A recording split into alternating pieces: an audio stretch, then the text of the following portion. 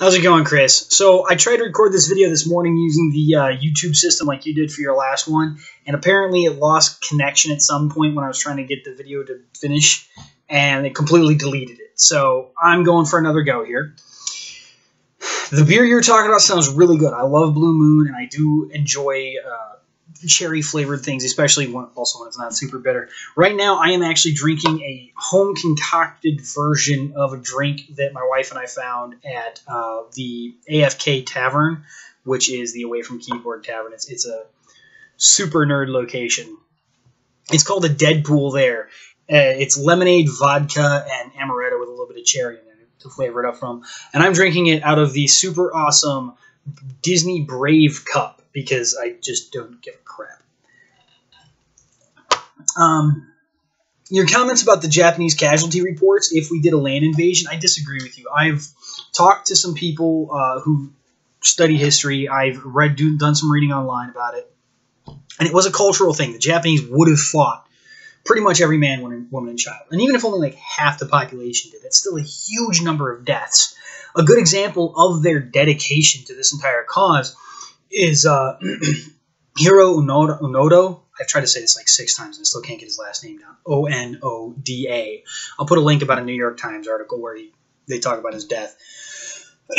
When he got the reports that World War II was over, that the empire had surrendered, he didn't believe it. He thought it was a lie, and he continued to fight for 3 decades. He didn't actually give up until 1974, when his former commander went to the Philippines, where he was still hiding out, in person to talk him out of the jungle, to say, no, we really did surrender 30 years ago. So I really do believe that had we tried to invade Japan, the casualty numbers would have been unbelievably bad. And it's not just that this is what the government said and everybody buys it. There's like good military data on this. As for the game that they used to play about calling out famous people's names and giving them numbers and things like that, ancient Hebrew didn't have a separate alphabet and numerical system. It was the same symbols for both. So their letters were numbers. So your name literally did directly translate to a number. And 616 was Nero, not Julius Caesar. But 666 can also be interpreted as Nero Caesar. So both numbers work. And that's actually where they think the confusion showed up, was that somebody's like 616 or 666. Well, 616 is Nero. 616 is Nero Caesar. We'll go with that one because, it's his title. That's kind of the argument they make. And then there's, the general kind of scribe errors that we talked about before. I did not know that about a Bible shortage. I would like to return to that personally. Your question about one world government being the greatest idea ever, just a great idea. It's a false dichotomy, man. It could be a terrible idea. Honestly, though, I don't think it would really be all that bad. Terry Pratchett, in his Discworld series, talks about the patrician of Ankh-Morpork. He's the benevolent dictator of the main city-state in this imaginary world. And on several occasions, the patrician says, people want tomorrow to be pretty much like today. And so long as that happens, they don't care.